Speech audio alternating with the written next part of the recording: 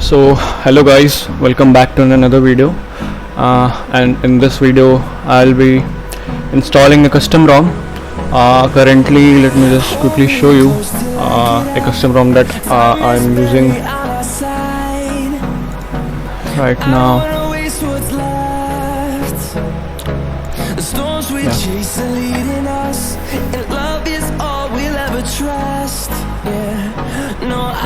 So my device, my smartphone, the smartphone I'm using is called Redmi K50i, and it has an extensive support for third-party customizations, considering that it has a MediaTek SoC, and as you all know that MediaTek SoCs are not so much compatible with all these third-party customization and stuff as at least as much as the Snapdragon processors are. So anyway, we already have got this huge community of people and developers who actively contribute to all the launch. They keep launching custom ROMs and all. So right now I was using so it was something called PaperOS, I guess. So this is the one I was using, PaperOS 3.5. It was based on Android 14. It had a pretty good performance. The customizations were great, but it was ultimately a port of HyperOS only, so it was essentially HyperOS. But anyways, I liked it. It was fine. And then I had also tried, before this I was using PixelOS, and before PixelOS I was also using this one, OPMod. This particular custom ROM is considered the best for providing performance and all on at least my device. It was developed by Gfinno, I guess. I guess the maintainer of this ROM is someone else. So anyway, and before this I had also used Interstellar UI. The maintainer of that UI was the same as this PixelOS, and the one that I'll be flashing known as Ares OS.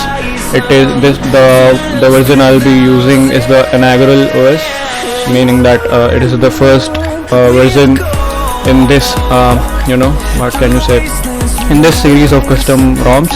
And the one of the best things I learned about this ROM was that there will be the updates, they will be rolling out every month as an OT update, like similarly like those stock vendor ROMs that come with the smartphones. They also have these monthly updates also. So I'll be also be receiving those monthly updates, and I can just press one button and download and install and restart the device to do all that stuff instead of the usual way that the ROMs were published in a GIF format, and then I had to use a PC to flash the ROMs and all, or maybe TWRP. But it is much easier this way. The developers of this ROM are Priyanshu and Krish. I don't know if that is their real name, but yeah, guess that. And so I have already downloaded the ROM that I'll be using here. Let me show you. Ares OS. This is the first version with GApps and all. And I have also done the backup, as obviously it will be clean flash. I'll be formatting all the data, so I have to make a backup first. And also I've been doing these things since a very long time. It's been around 5 to 6 years now, I guess. Previously I used to own a Realme Narzo 30 Pro, which has MediaTek Dimensity 810 I guess, but it had actually MediaTek Dimensity 800U, and the quality of support and third-party development that was present at the time I bought that phone was not that good. So, and also the fact that the tree files were not released by by Realme for that particular chipset. So that we had to crowdfund and you know uh, arrange a third second-hand smartphone for the developer in order for him to stack the tree and develop other things. And before all that, we also managed to find some way to install root access and other things like installing GSIs and all. So, but that phone inherently has some bugs that causes Bluetooth issue. Like Bluetooth does not work on most of the ROMs and GSIs. Yeah, so it's not that great, but at least we tried, and I learned most of what I do today from the developments we did there only. We did so many mistakes. One of the people back in that group, actually there was no group back then for that device. So me and some people who I knew that were using that smartphone, we opened up a group, and then we started developing things and all, and gradually people came, and it boomed. So I guess everything that smartphone has today in terms of third-party customization is due to we coming forward as only. So yeah, and yeah, we also made so many mistakes. Like one of the persons that was working with me, he flashed in a backup of all the partitions that I gave him, and I didn't knew back then that this might cause corruption in the partition, and that actually caused the corruption in the partition, and his essentially his NVRAM partition that stores the IMEI information and all got corrupted, and after that the phone was basically a brick because he could not use any SIM card, so there was no internet access.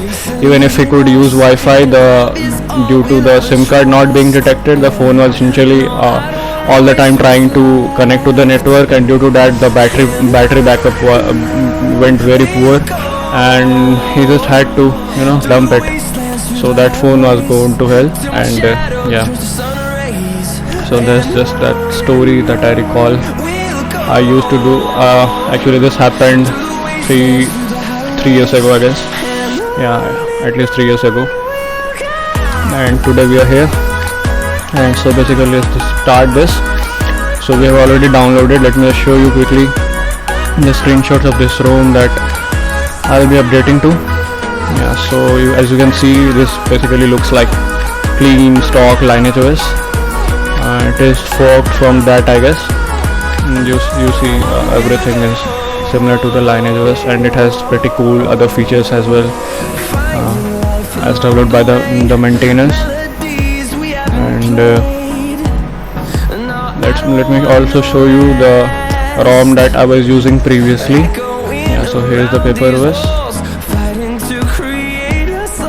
Yeah, so this was the ROM that I was using previously, and it was pretty fine too, but then again I got bored, and it did not had any updates since a long time, because the maintainer switched to another ROM. He was developing another ROM, and so I just wanted to switch to this one instead. Yeah, so let's get started. Also, the fact that I'm using Debian right now, I previously used to flash all the ROMs and do all those customization stuff in Windows only. So this will be the first time I'll be flashing a custom ROM using Linux distribution. So I'll be new to this. Although I tried installing the platform tools and all, and the drivers required in order to detect the fast boot mode and the ADB access and all. So I guess it should be pretty much installed already. And let's just unpack the zip file that actually contains the those images, those partition images, and yeah, let's extract it here. Yeah, so seems like there is already a script over here. Yeah, so This is the script developed by them in order to make our work much easier. So thanks to them for that. And there is this wininstallation.bat. So if you are using Linux, there is this, and if you are using Windows, there is this. And in this folder contains all the images. Like, and these, some of the partitions are specific to MI, I guess. And then there is boot partition, DTBO, and preloader. I guess they are using engineering preloader in this one. And then there is super image. Yeah, this is the actual partition image that contains all the actual thing that we interact with, and all the other things are just backend for this partition image. And then there is vendor boot. This is the recovery image file. Then there is bbmeta, and yeah, I guess the boot images. Yeah, the boot is here only. And tools for Linux and Windows both. So let's get started and make this one executable. Let me just switch to property and execute this program. Yeah, so let's just run this as a program. Now before formatting this and all that, I'll have to turn my phone into fast boot mode, because this works in fast boot mode only, obviously. And maybe this the instructions might be different for different SOCs and different vendors, but for me at least this is it. And I'll just boot into fast boot mode. Let's do this.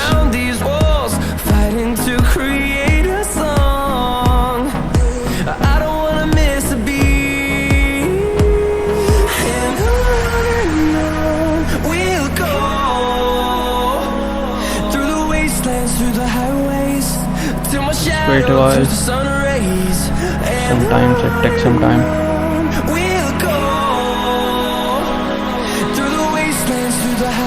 Yeah, so it is in fast boot mode now. And let me do yes. I want to format data. So it is waiting for the device.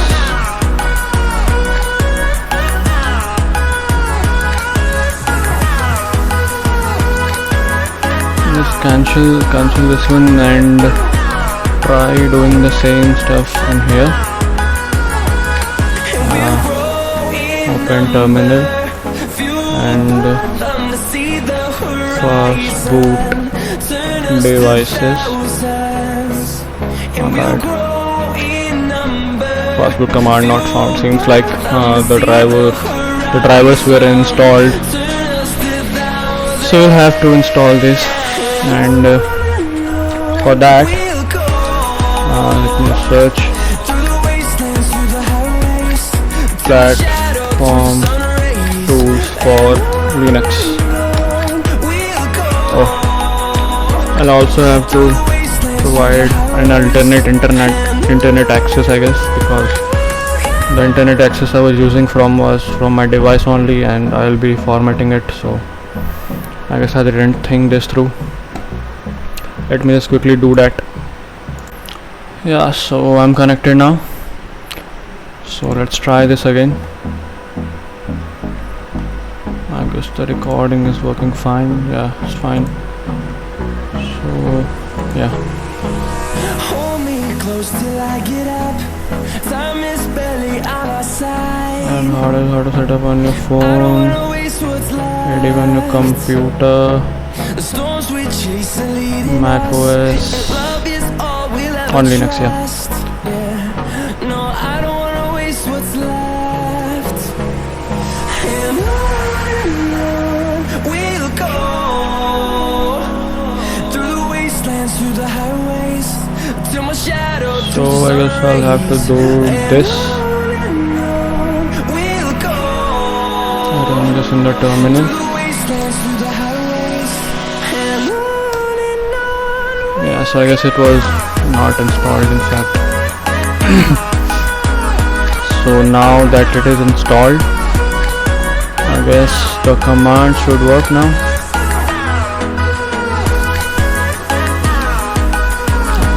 to the fast ATB devices now, as my phone is switched on right now. So let me just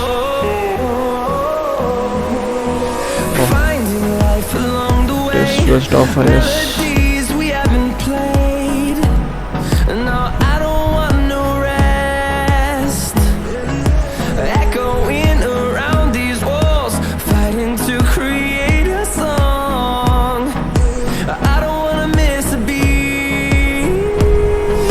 Let me just reboot it into fastboot mode only instead. Yeah, so it is in fastboot mode now. Let's try this command again. Yeah, so it is working now. So now we should be able to run that script, the installation script, and run as a program. Yes, we want to format the data.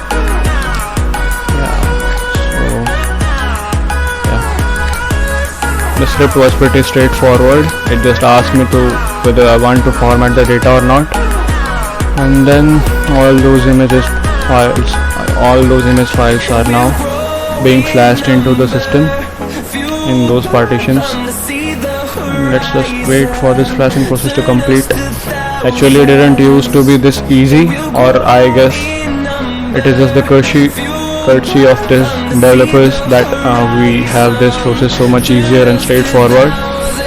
For all other devices, I guess this one is pretty complex, because you either have to install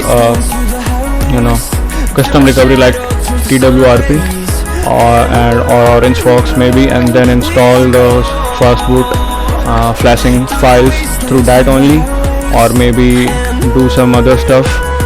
Like I have used other phones for these third-party customizations as well, and the things were not straightforward in them. So this is a major thing that they did for users. And the the maintainer that is maintaining this ROM is just doing this as a side quest, you can say. He just developed these ROMs for himself only, and just people use it without paying a penny or so. So yeah, he's not doing this for any profit. It is just his hobby, I guess. So if you are listening to this, thanks for providing these cool custom ROMs to the community out there.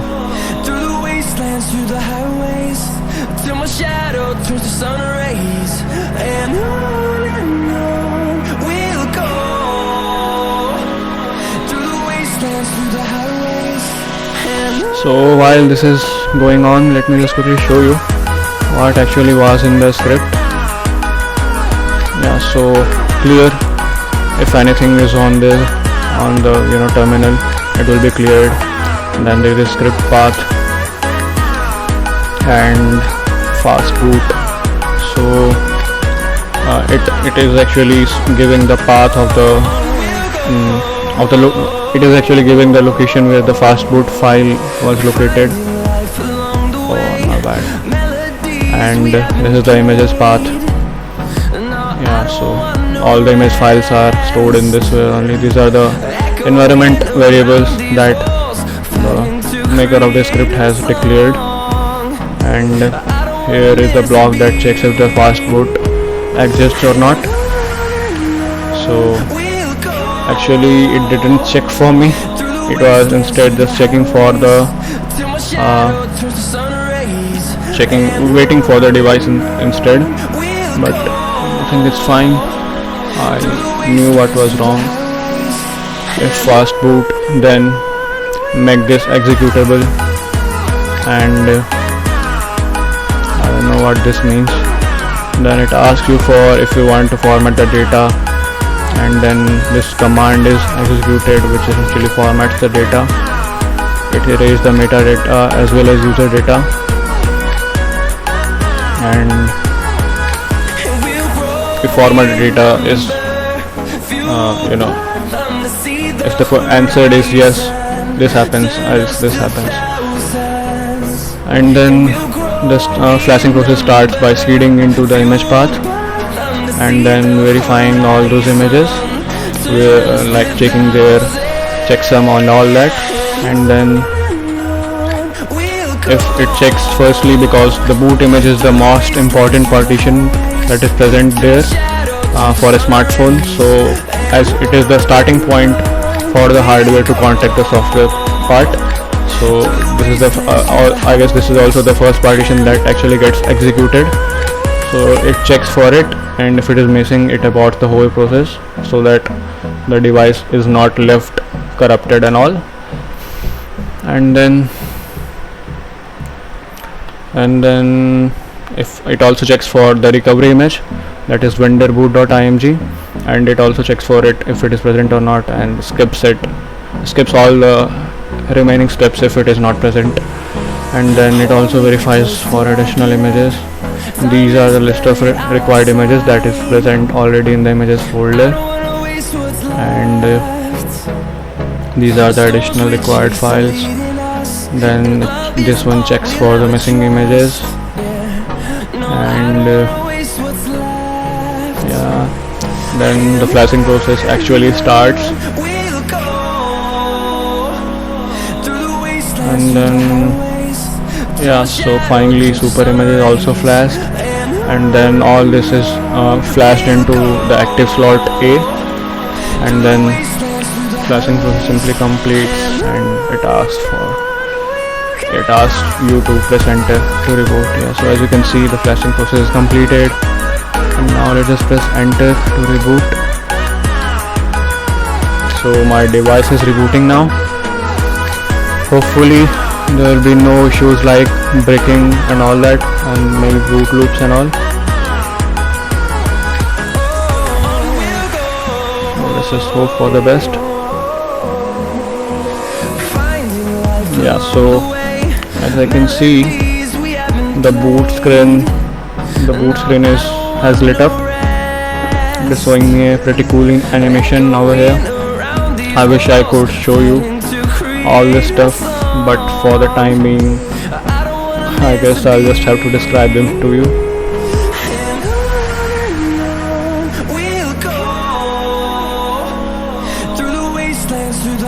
So it's still booting. Actually, the first boot takes some extra time as compared to the normal boots, and then the screen goes from totally bright to a bit dull, and then that's the point when you know that actually everything is fine, because after that only the phone boots. So it is now booted. It says welcome to your Android, get started. Get started. And now let me use mobile data for setup only. And then it says getting your phone ready.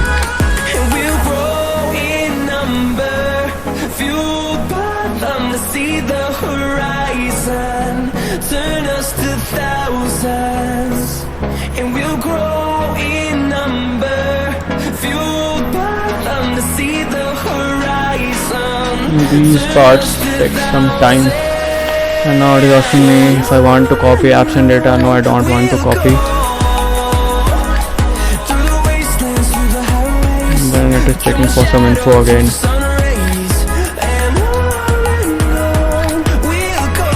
Now I guess it will ask me to log in. It is asking me to log in to my Google account. I'll just type my email ID. Next. Now the password.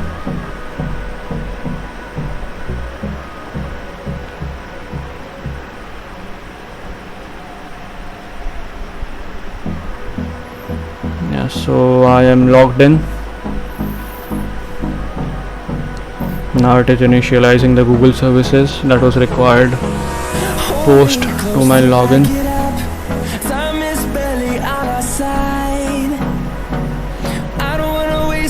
Now it asks me to accept the user agreements and all the stuff, but location and all those are fine, but I personally feel like this option that says send uses and diagnostic data, you can simply turn it off. You don't want to share this sort of data. to them, and then just click accept and turn on backup. And now it asks me to set a pin, but I will set instead a pattern.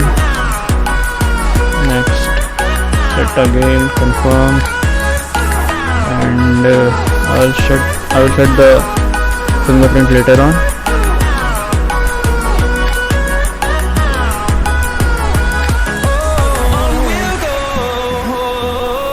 So my face lock is also set up, and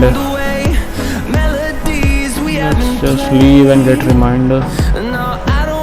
There, these all other services like Google Assistant and all. Yeah, so finally the device is booted, and I can see the home screen and launcher and everything else, and the UI seems pretty fluid. Yeah, so it also looks clean. So I guess this one is done now, and I'll just have to now customize all the application settings and everything else that is there. So I guess that is it for this video, and I'll keep updating you guys with any other progress that I make in this customization stuff, and or maybe updates only. And let me just quickly tell you that I had also got an internship opportunity last week.